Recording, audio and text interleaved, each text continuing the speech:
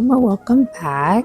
Here is another Wicked video that I did promise. I love Wicked, love musical theater, very excited for Wicked Part 2. Can't get Wicked out of my mind, so I was like, I'll make a video about elphaba. She's green, but she's black. Like, I don't know, I just understand her. I never understood her more until I watched the film version of Wicked. So let's get into it. I think that elphaba just mirrors the psyche of a black woman, and I want to express all of those thoughts through each song that she's in. So starting with the first song, No One Mourns the Wicked. Elphaba herself is not in this song, but she is the protagonist of our story, the main focus of this song. She's the one that we're all speaking about. Elphaba Thropp was born from the mayor of Munchkinland, a man ashamed her green-skinned daughter, and a mother who had an affair. We see from the first moment that when she was born that she was judged for the color of her skin. She constantly is blamed and ridiculed without people getting to know her at all. From her skin, people have already made their mind about who she is, that she's ugly, evil, or dangerous. Elphaba, even when she's standing up for herself and for her sister, was seen as the troublemaker, as the one who started the altercation and not the victim. Elphaba's death. We see the Munchkins celebrate the death of Elphaba. We see images of a dramatized version of the Wicked Witch, a burning statue, and discussions of a person who deserved nothing, not love, sympathy, or mourning. In this song, Glinda tries her best to play devil's advocate by trying to humanize Elphaba while comforting and affirming the Munchkins. This song and scene is definitely tragic when you found out the Wicked Witch wasn't all that wicked. Dear old shits. Elphaba entrance is so dramatic. From the silence of the piers, her footsteps being displayed by sight and sound, like her appearance is never missed, and it's because of that green skin of hers. Like many black women, you do not have to even speak, but you will be the focus in a room just by how different you are. Whether it's your skin or your hair, like you will always be the focus. See Glinda verbally yell seeing Elphaba for the first time.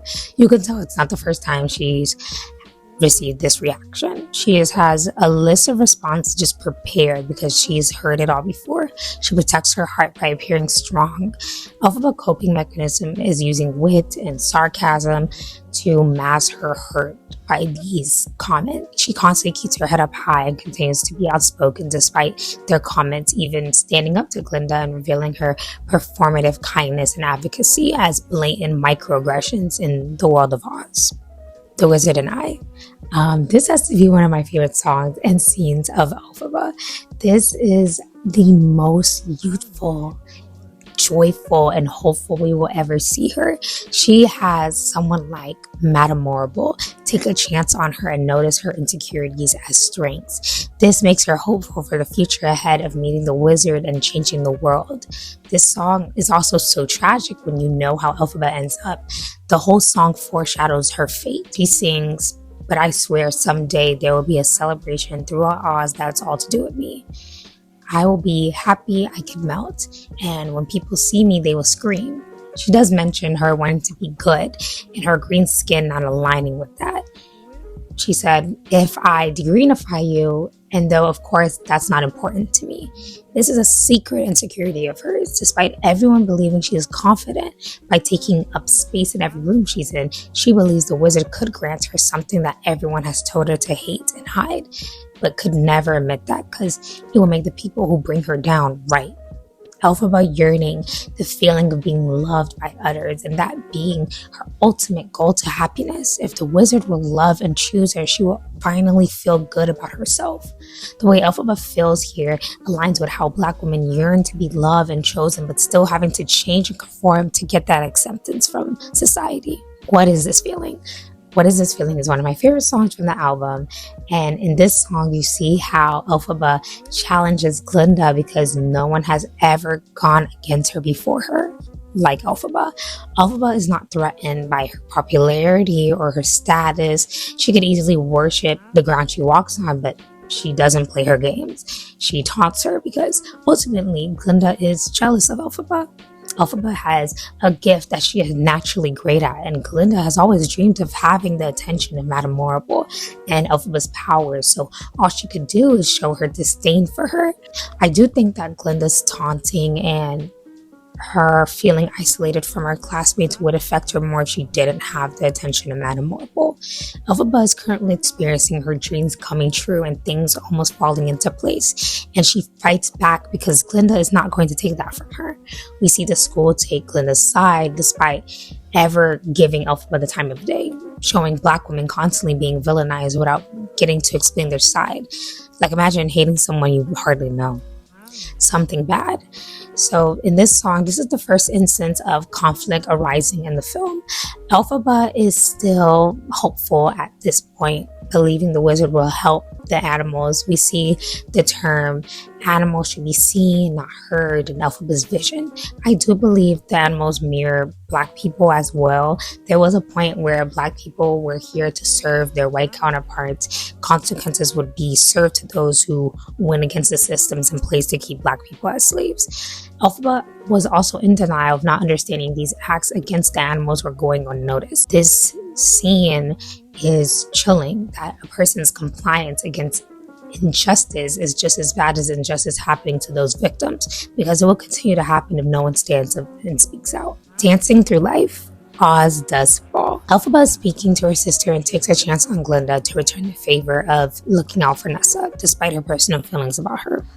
Feelings she was right to have, because Glinda used Nessa Rose for selfish reasons, not out of kindness. But Nessa is important to Elphaba, even when Nessa doesn't show the same sentiment to her sister. Elphaba puts her guard down, and Glinda encourages Elphaba to go to the dance out of her own malicious intent, even though Glinda did not want to give that hat away initially. Elphaba believes this sentiment and asks Madame Morrible to include Glinda in the sorcery class, something Glinda's been dreaming of. This moment finally makes Elphaba feel welcome, but this is the first instance of her feeling welcome into her classmates' world, into Glinda's world, into that social space, and finally feeling like she has gained a friend. And she shows up to dance and is ultimately humiliated. Glinda in this moment sees Elphaba, sees a girl that hides her pain and insecurities, a girl that is truly kind, and a girl she might have judged too quickly. Elphaba continues to dance despite feeling betrayed and embarrassed, because she's the only person that shows up for herself, until Glinda stands up and dances with her. Glinda also validates Elphaba's feelings by saying it's alright and wiping her tears, a support and solidarity she never felt. It really takes one person to really see you, and this scene perfectly displays their beautiful friendship. The next song is Popular. This song follows Glinda giving Elphaba a makeover and a lesson on being popular, or socially accepted, an area where Elphaba lacks. Elphaba might have power in a magical and literal sense, but Glinda has power as in terms of status. In life, brains could get you so far, but if you aren't liked, then you might not get so far. We see many Black women thrown to the side despite probably being the smartest, the fastest, or the most talented, because they don't have the likeness of the public, that ability to conform and blend with their peers. Glinda shows Elphaba how to get that, because it has gotten Glinda so far despite her talents being almost mediocre. Her methods seem silly, but she is incredibly intelligent on how your perfect image could get you far, because that's how society works, and you have to play the game to get you ahead. We see Elphaba's physical appearance not become as some dramatic and unrecognizable transformation. Glinda ultimately puts a rose in Elphaba's hair and calls her beautiful, because ultimately Elphaba's beauty comes from within, and when she believes that, it will be shown outside as well. Next song is I'm Not That Girl. Elphaba develops a crush on Fiyero. She could see herself loving him, but won't give herself the chance because she knows how the story would end. Despite Fiyero showing a fondness for Elphaba, she could never believe that he would feel the same for her. You feel so much vulnerability from Cynthia in this scene, because she plays the emotions as longing and withholding as she compares herself to Glinda. This song speaks for all the girls who never felt like they would be picked when put against the blonde, beautiful beauties in the world. And elphaba throughout the song is constantly reminded to not fall for fear as she missed the signs of him looking and longing for her. One short day and a sentimental man. The set design and the cinematography of this scene really sucks you into the world of Emerald City. elphaba is walking in her destiny, like in this moment, finally in the place she seamlessly blends into. Emerald City is everything she ever dreamed of and more. The story of the wizard affirms all her feelings of him being a person she looks up to and trusts to help with the animals. elphaba puts her faith in a system she does not yet know is against her. We meet the Wizard of Oz, who's here to give elphaba everything she wishes for. The wizard speaks of being a sentimental man and having this popular image he has to uphold in terms of his physical appearance being somewhat Disney-esque and kind of godlike when he is so far from it. He's a regular man. When elphaba finds out she was sought out to be used for evil, not as a partner for change, but as a compliant foot soldier. Her final song, Defying Gravity, is the ending of the movie, but also the climax of the musical, being the end of Act 1, leaving the movie on an unfinished note that is chilling and intriguing. We see elphaba and Glinda clash when elphaba could not play the game of just following along and complying.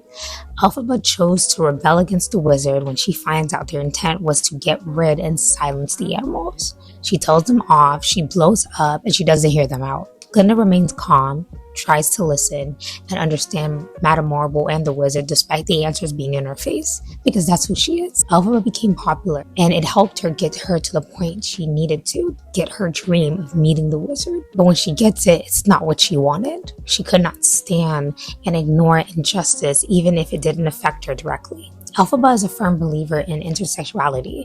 She understands the injustice of the animals, of them feeling ignored, silenced, and ridiculed. And if they could do that to them, they could surely do that to her. As they sing, Glinda sings how elphaba has hurt her cause forever, how that one bad move just cost her everything. Glinda still thinks there is a way of elphaba fixing things, but once you rebel against your leaders, there's no use for you anymore, because you can't use what you can't control. elphaba's powers to Madame Marble would have been to ultimately control her. The three of them would have been unstoppable, but only if she was like Glinda. Madame Marble sent Glinda to change elphaba's mind, knowing she wouldn't, as a result of turning everyone else against her. Madame Marble once spoke highly of elphaba's strengths, glorifying them, then disregarding her. Even if elphaba could change it, her dream wouldn't be worth throwing her morals away. She is finally trusting herself and not playing the games of others to fit in, because at the end of the day, she will never be like them. Glinda could have never gotten the thing she wanted going with elphaba, even if they dreamt that for a second. elphaba in the end will not win, despite her fighting for change and justice, because the odds are against her. And Glinda knew that. She was never going to go with her because being popular would ultimately get her ahead. elphaba ultimately doesn't need Glinda to reach her successes. She doesn't exhibit the powers that she does, but her dreams would have been to do this with her friend. But her defying gravity means she has to stand alone, and that's something she's been doing from the beginning. That's what's so heartbreaking. As they part ways, they wish each other happiness, even though they don't agree with each other's methods. You see elphaba turning the guards on herself instead of Glinda as a way of showing them she is the witch. She flies for the first time, finally trusting herself and standing alone for a good cause despite being misjudged and hated. She knows that it is okay to stand alone for a cause you believe is good. She becomes a force not to be reckoned with and becoming the wicked witch they all so desperately wanted her to be. She becomes wicked by going against authority and not being rewarded for that behavior. Thanks guys for sticking around and enjoying my thoughts on elphaba through the lens of a Black woman, and I hope to see you guys in another video soon. Bye.